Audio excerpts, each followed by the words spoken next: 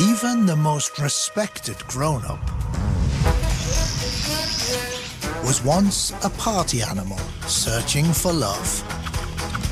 Hot blood leads to seductive behavior. And when the flame bowerbird drops its jungle boogie, it's irresistibly weird.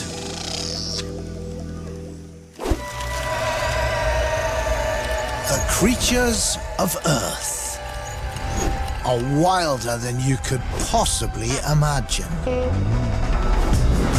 Among the fast and fearsome are the astoundingly crazy. With strange behavior and outrageous fashion sense. They're all in a competition to survive. And weirdness always wins.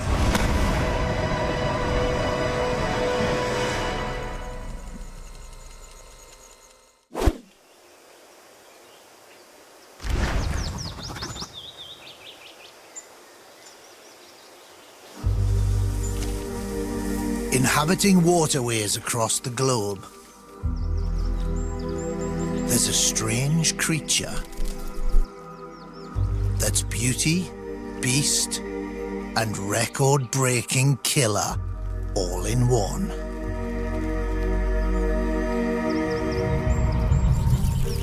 This pregnant dragonfly is in a rush. With only 8 weeks of life, she's made the most of the dating pool. Now she needs to deliver her eggs. The dark waters of a pond? Perfect. Ovipositor dipped below the surface. She deposits her brood. For some, motherhood is about care, nurturing, and unconditional love. But not this dragonfly.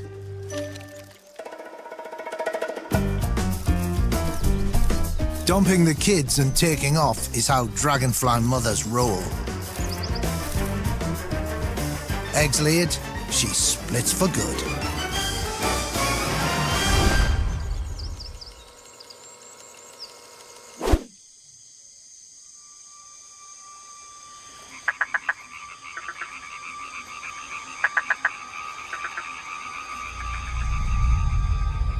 Months have passed, and the dragonfly offspring looks nothing like her mother. Orphaned, she needs to grow fast to survive. Natural-born killer instincts kick in.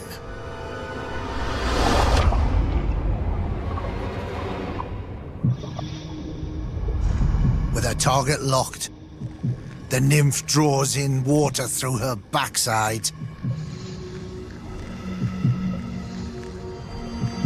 Then forces it forward to fire her lower jaw.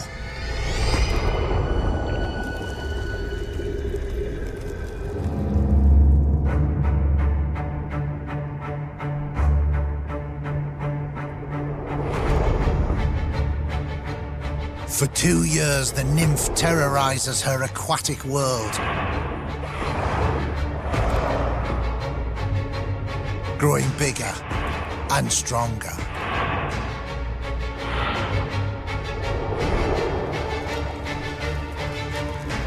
The ugly hatchling has become one of the pond's top predators.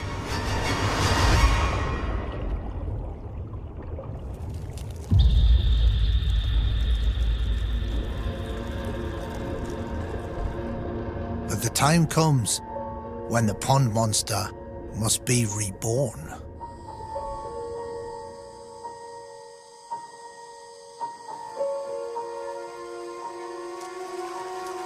Water-breathing gills transform to take in air. She leaves the dark waters behind and heads towards the moonlight.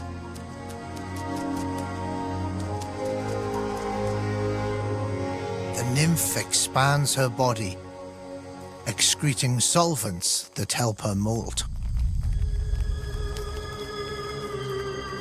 Her hard exoskeleton cracks open.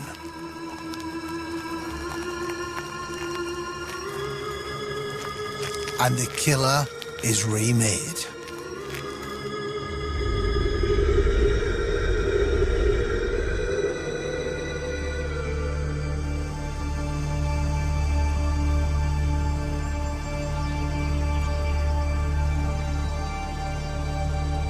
Like an insect Cinderella, she's suddenly glamorous. But can she really leave her dark past behind?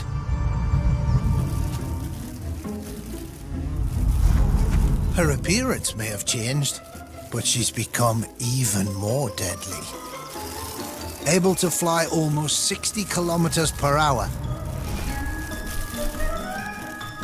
executing sudden turns in any direction, with a hunting success rate reaching 95%. She is the most successful predator on the planet. And the first chance she gets, she'll pair up, mate, and dish out tough love to her own offspring. They may be born into squalor, but dragonflies that survive are all destined to be high flyers. Beautiful, but deadly.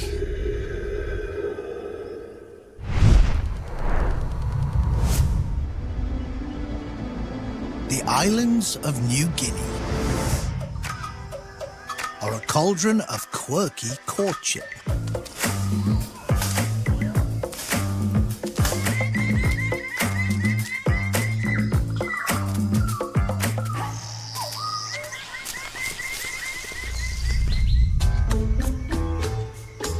These female flame bowerbirds are window shopping for a mate.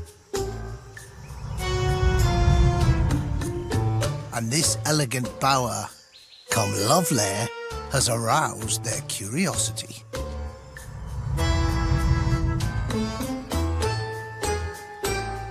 Constructed by the male flame bowerbird, a hypnotic dance freak with a ton of funk in his junk.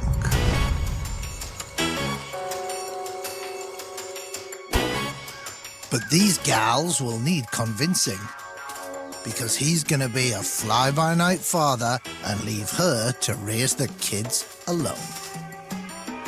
Genetic dorks need not apply.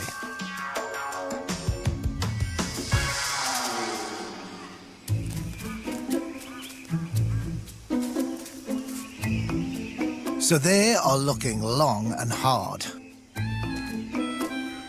He's got just one chance to show what's in his genes. The bower he's built isn't a nest. It's just a stage to entertain the ladies. He fusses over the final touches.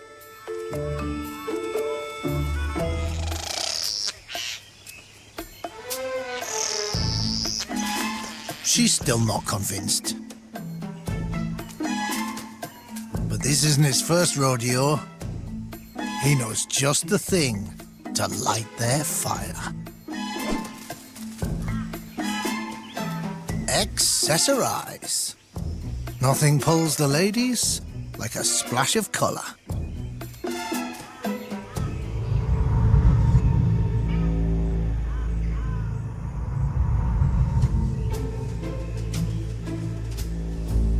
Baubles of blue, purple, and grey arranged to seduce.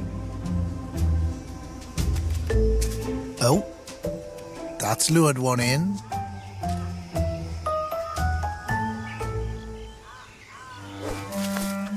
And now that he has an audience, it's time to bust a move.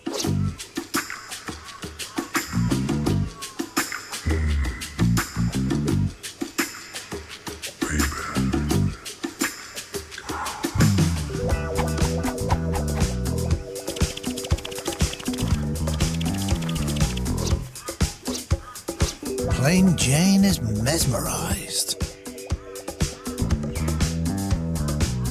Her own Magic Mike.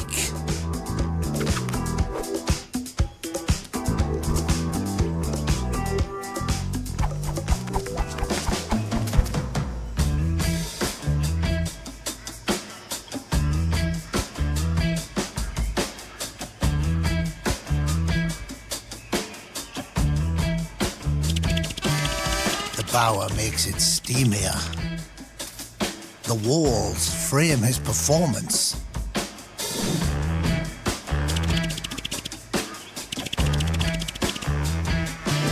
From where she stands, he looks bigger, flashier, and totally irresistible.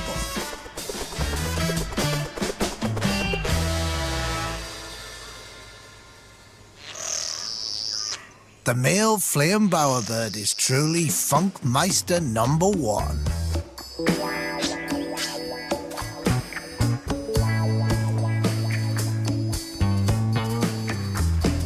He gets down to business and heads for the door. Because this bad boy has more booty calls to make.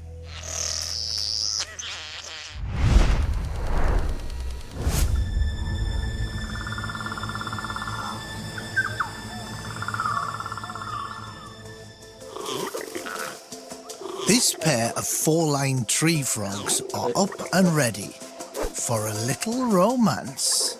They're soon-to-be upmarket parents. The kind that spoil their kids and leave them a fortune.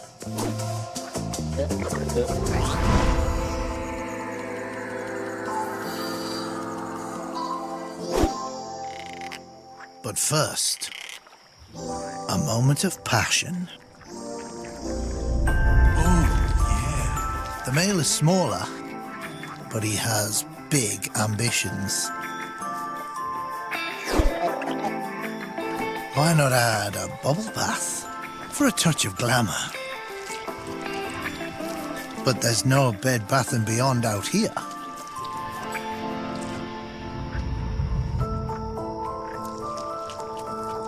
So they use mucus secreted from their back legs.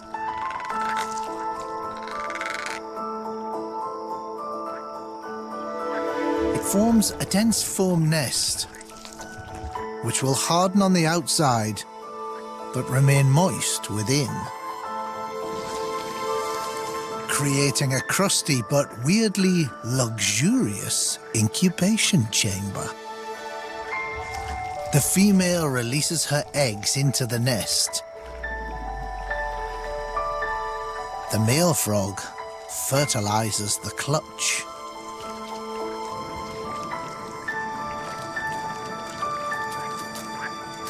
Rainforest rendezvous complete, they leave their offspring with a glistening endowment to see them through.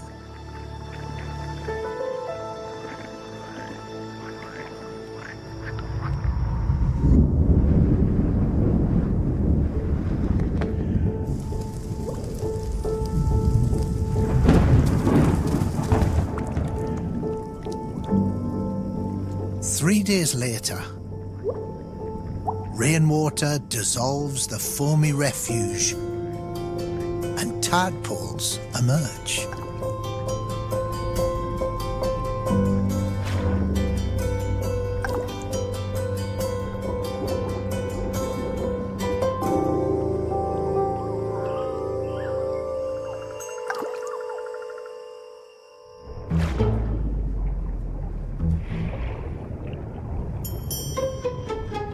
After such a pampered upbringing, the first of nature's truths hits hard.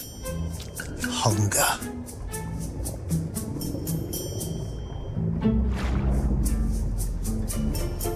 Time to dip into the trust fund.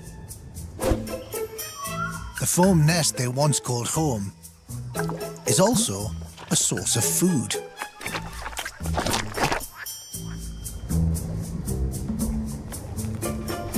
Kind of weird eating your parents' bed sheets.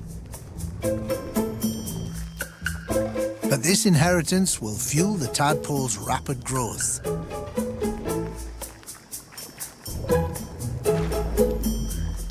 These kids are on Easy Street.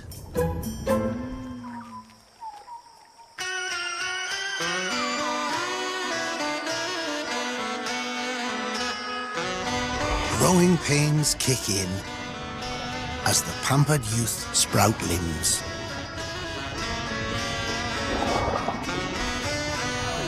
And gills are replaced with air-breathing lungs. Within weeks, the froglets emerge from their aquatic dorm rooms, ready for some adulting.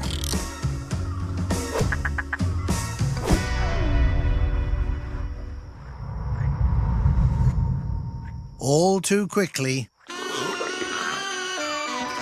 the rush of hormones and this new generation of silver spooners are looking for frog love too.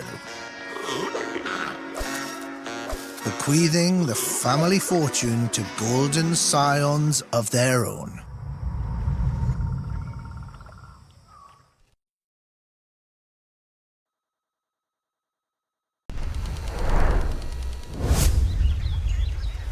Life for a wood duck mother is a continual test. She's flat out feeding on pondweed and snails,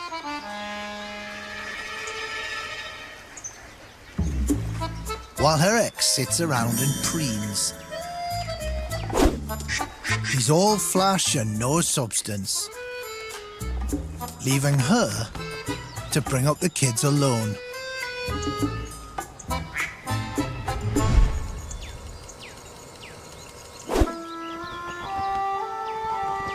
Mother Duck has safely laid her eggs in a top-floor roost.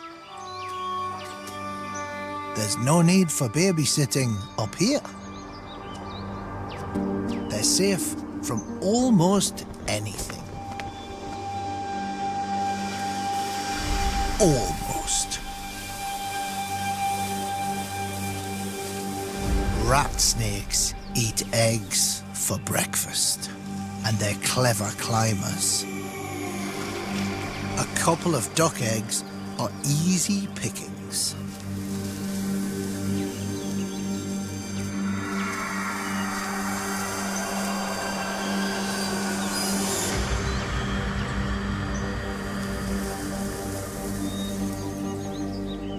Down in the water, Mother Duck has no idea. But she may not give a quack, because wood ducks need to be as hard as nails.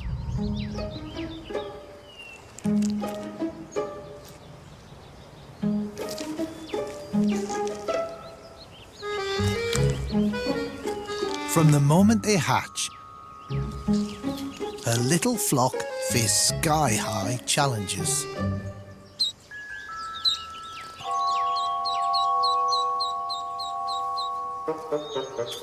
Number one, they're way up here.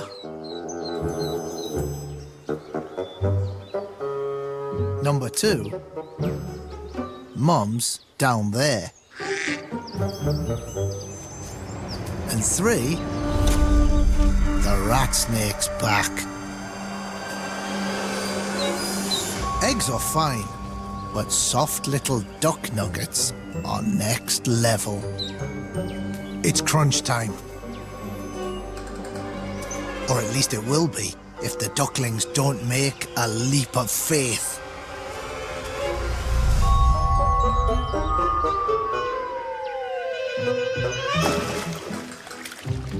Her little offspring must upspring and outspring before they're eaten.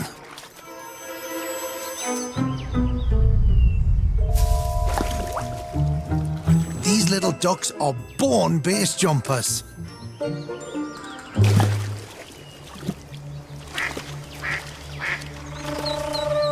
The final chick, and the snake is close.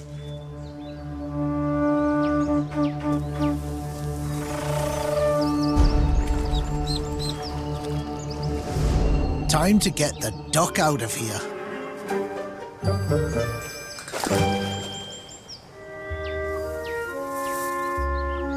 All the ducklings have made it. One small step for motherhood, one giant leap for ducklings.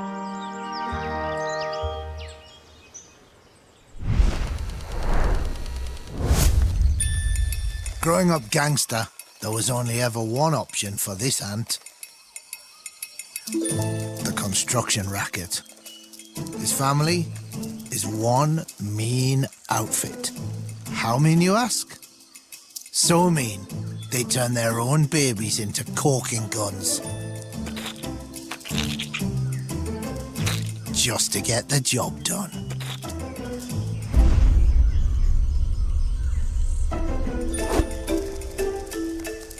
Like an organised ant syndicate, for Greenweavers, family is everything. And their territory is sacred. Turf wars are common. It's gangland rules, and the bigger the foe, the harder they fall.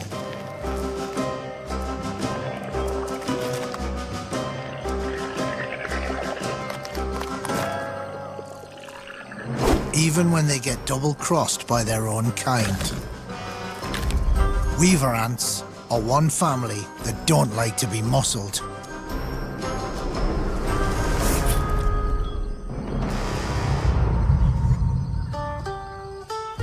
And a solid mobster house is critical.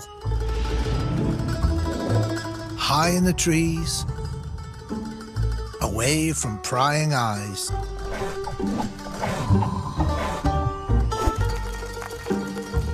More than 500,000 ants can live in these leafy hideouts, which require exquisite engineering.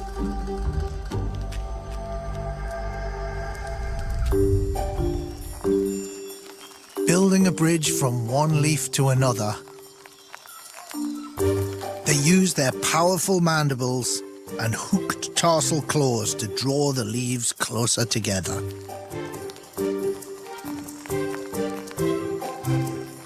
Until they have a solid foundation. The challenge now is how to bind everything. For that, they summon the youngest wise guy on the books. With an offer he can't refuse. That's an ant larvae. He's also glue. A gentle squeeze, and the larvae secrete sticky silk, perfect for binding leaves. It's like using baby booger as cement.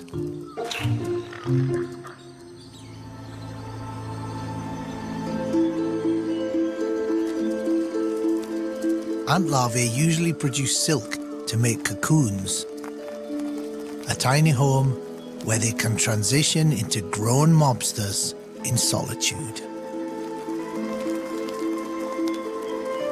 They may be small fry, but weaver ant larvae are workers from cradle to grave. It's how the family sticks together.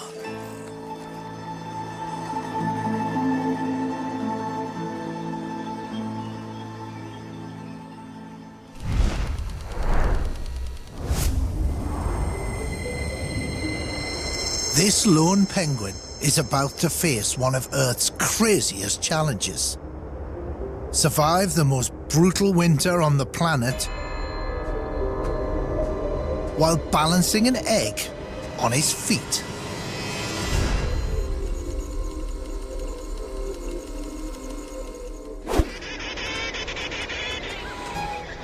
Thousands of Antarctic emperor penguins have courted, mated, and laid eggs.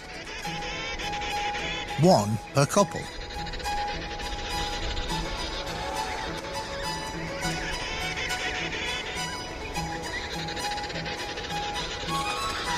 They've got just one complicated job: Keep it warm while hell freezes over. Winter is on the doorstep, so it's time for the female to hand over her precious cargo. Too many seconds on the ice and the egg will freeze. Emperor dads protect their eggs by cradling them on their feet under a luxurious belly of fat and feathers.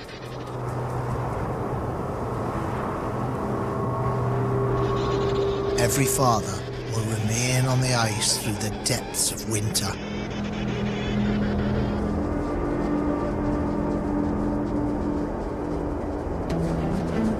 While the mothers journey up to 100 kilometers to the sea, where they will forage until spring returns.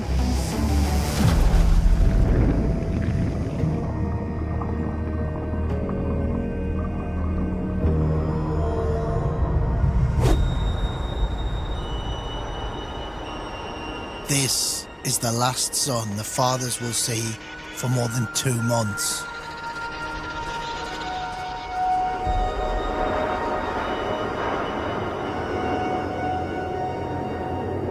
In the darkness, battling savage winds and starvation, their sole mission is to keep their eggs covered and off the ice. Instinctively, they form a huddle. Penguins on the outside protect penguins within against the cold, biting winds.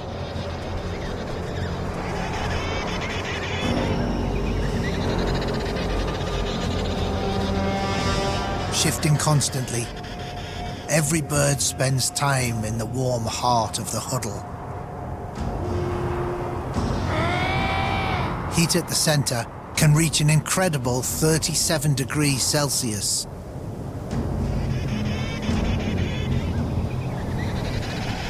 Sustaining the scrum for nearly 2 months non-stop takes a heavy toll. Sadly, not every father masters the skill.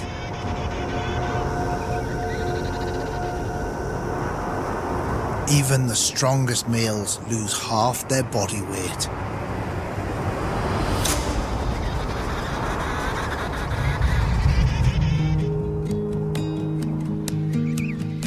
As spring approaches, chicks begin to hatch.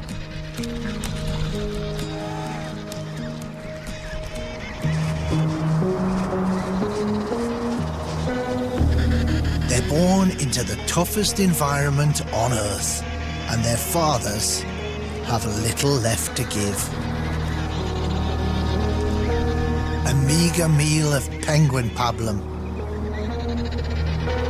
protein-rich crop milk secreted from a gland in their esophagus.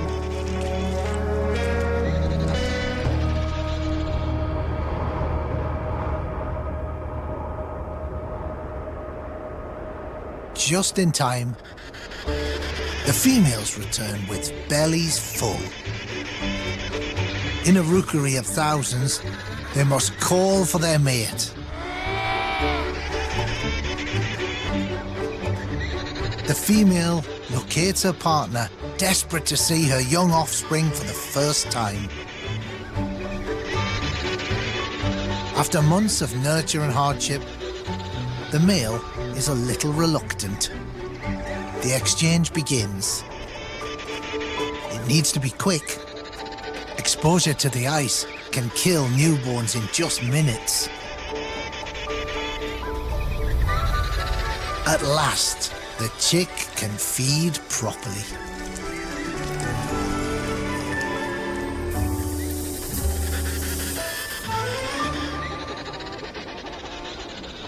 Finally, it's the male's turn to feed.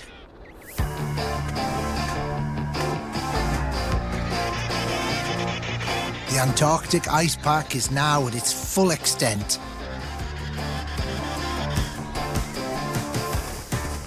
He'll spend days crossing the ice to find open water.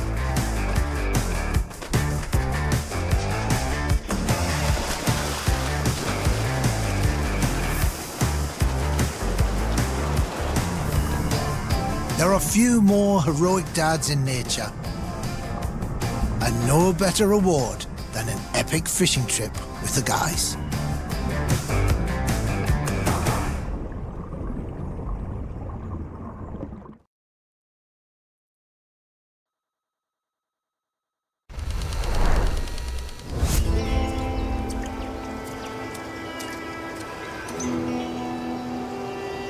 Some species lay it all on the line for love. These salmon have destroyed their very lives in the hope of romance.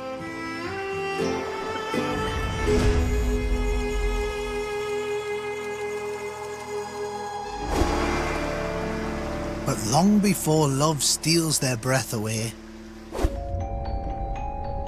male salmon hatchlings grow up in the river of their birth. Eventually, it's time to graduate to the open ocean. These are their bachelor years, living free and hanging with the guys. But as they mature, they feel the urge to settle down and have a family. They bulk up and work on their appearance. Red hot and randy, they know just where to go. The spawning grounds where Mum and Dad met.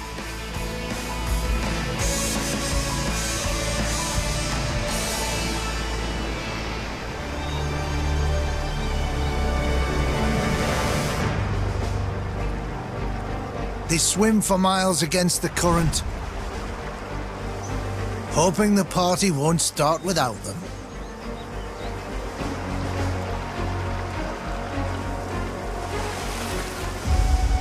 But getting there is so darned hard.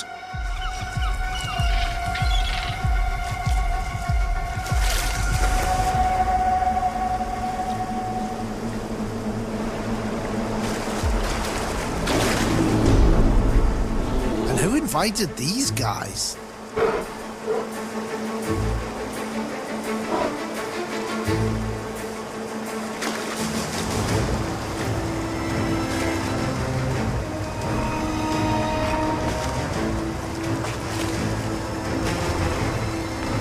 Big hairy bouncers, weeding out the weaklings.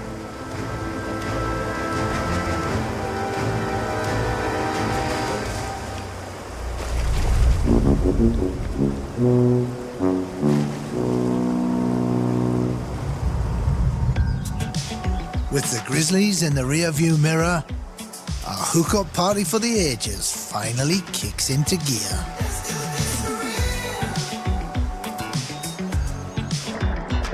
Everybody's looking hot. The guys run wild, hitting on the girls and vibrating, encouraging them to lay eggs.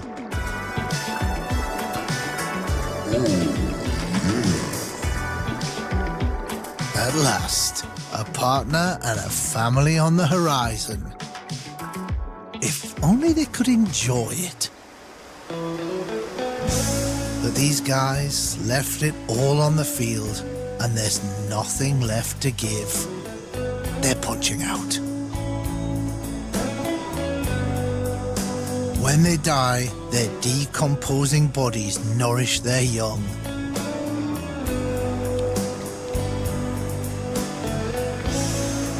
For never was there a story ending in more woe than of these Sam and Juliets and their Romeos.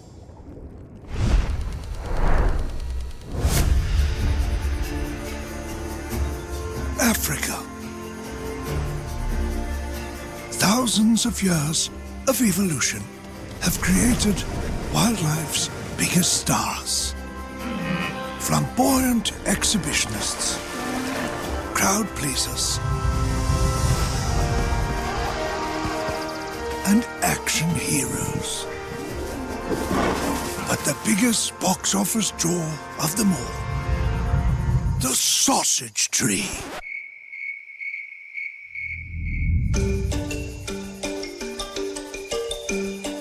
Weird fruit, weird flowers, and an even weirder way of spreading its seed.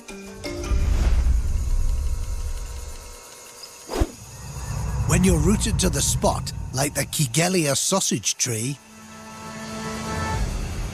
you need a little help to scatter your seeds. Step 1.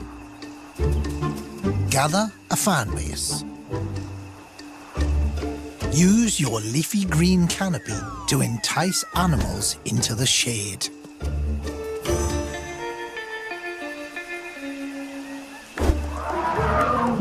Step 2. Give the audience what they want. Sausage tree flowers have evolved a seductive kind of rancid perfume that everybody loves.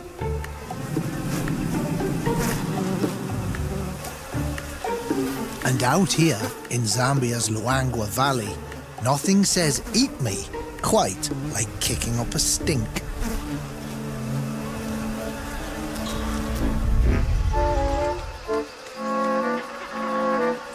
Vervet monkeys come in expecting lunch, but find dessert instead, gorging on sugary nectar. In return, the tree coats them in pollen that they'll carry to other sausage trees, pollinating their flowers.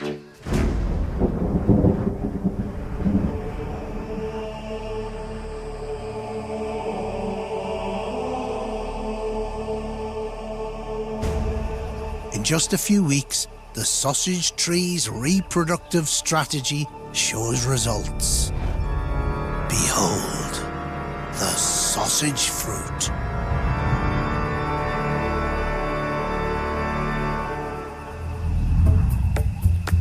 Step 3. The sausage tree needs an animal agent to extract its seeds.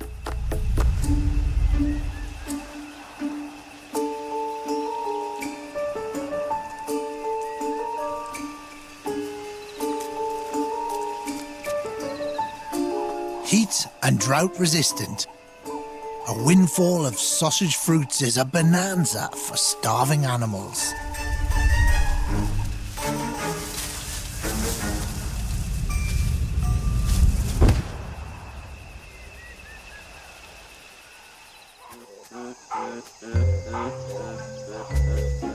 Enter the olive baboons.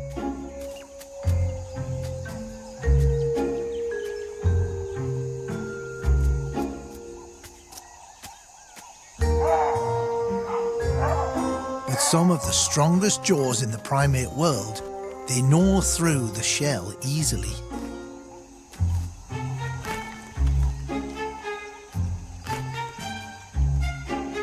Devouring the fleshy pulp and seeds inside.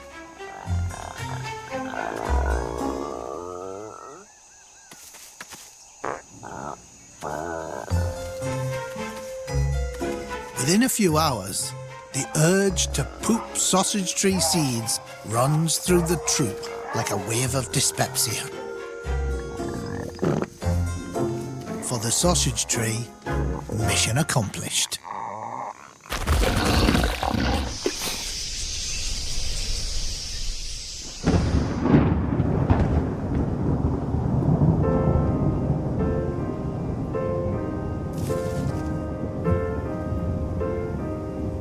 When the rains finally come, the young sausage saplings spring to life.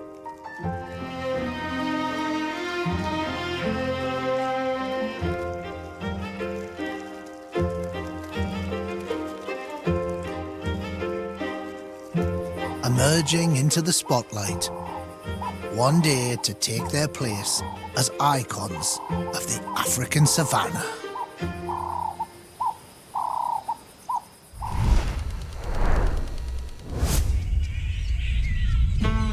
Meet Australia's flying foxes, masters of life in the upside down under.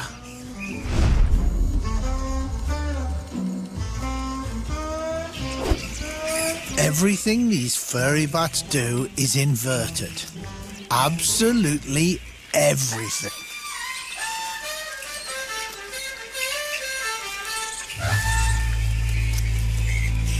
For some, the idea of having sex upside down might seem on the far side of experimental.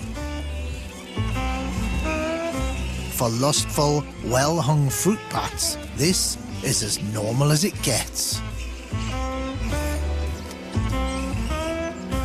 Inverted, females hang onto the males by their ankles, while he grabs onto her neck with his teeth, pinning her wings to her side.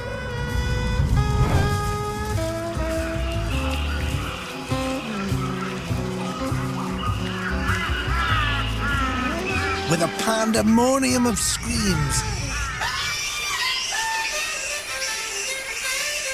success! Their encounter is over.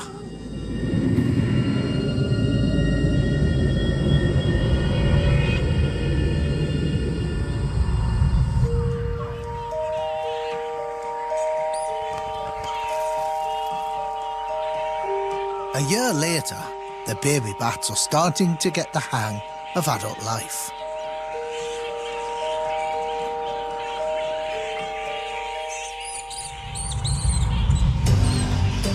But there's no upside down time for the Bat Brothers. They must teach their pups the ways of the forest, like how to find fruits and nectar,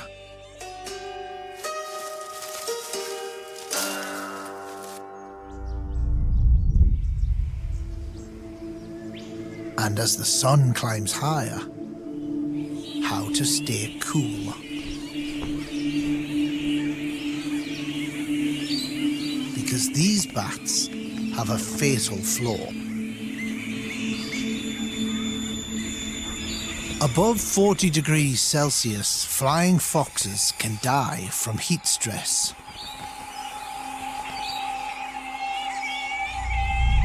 So baby bats need to learn how to take a dip.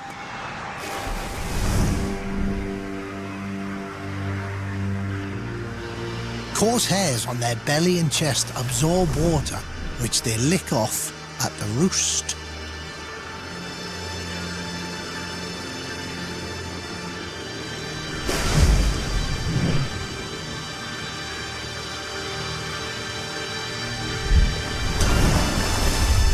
But it's a gutsy mission, because northern Australian rivers are primordial. Yes, thanks to all the nectar, fruit bats taste just like candy. And freshwater crocodiles have a sweet tooth. All 72 of them.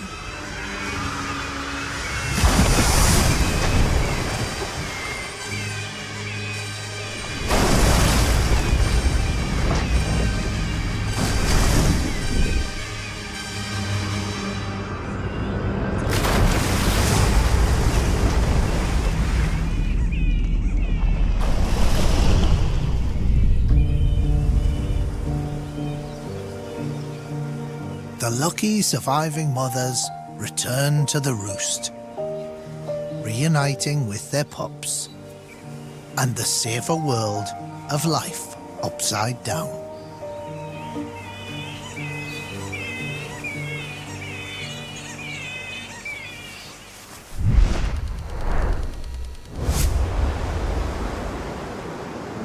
In the far-flung reaches of the Indian Ocean, there is a strange island, seething with ritualistic mating rites.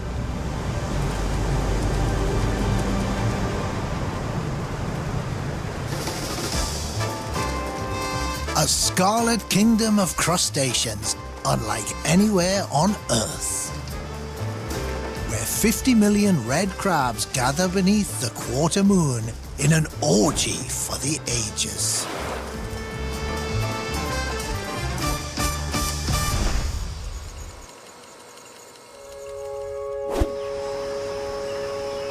The Christmas Island crab is a pleasure seeker extraordinaire. For most of the year, these crabs live the single life in the rainforest.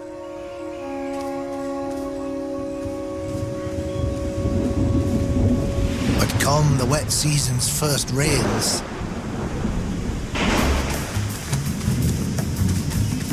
the island erupts in an amorous mass migration.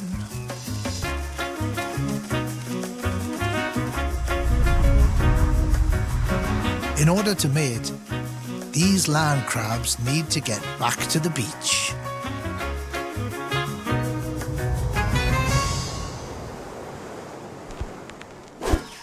But they live 16 kilometers from the nearest coastline. And man-made obstacles litter their path.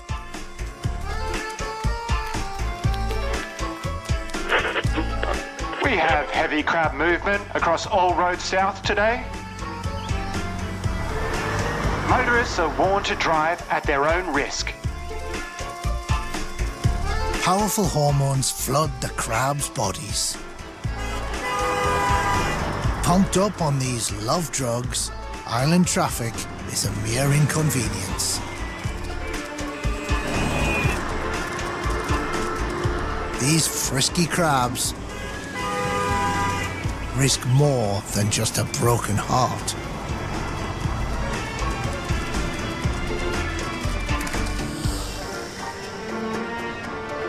Their super slow metabolism isn't designed for long-distance marches. So roadside snacks are mandatory.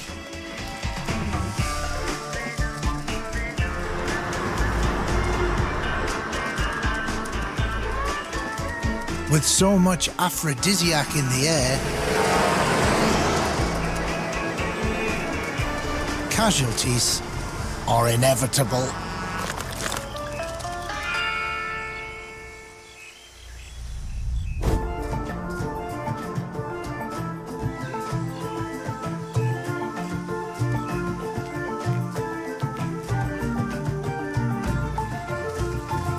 Finally, after a 15-day trek, they reach the ocean's edge.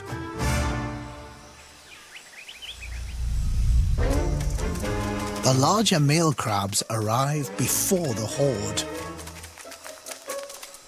and are the first to inseminate the females.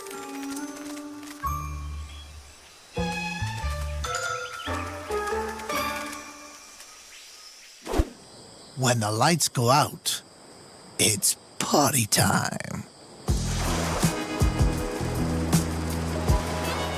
After mating, the females congregate by the shoreline in pregnant anticipation. Before dawn, when the moon reaches its last quarter, the females joyfully release more than 1 billion eggs into the water.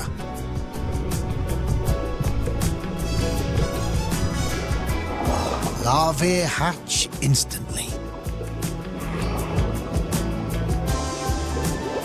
Over the next month, their transformation is spectacular, developing into fully formed babies.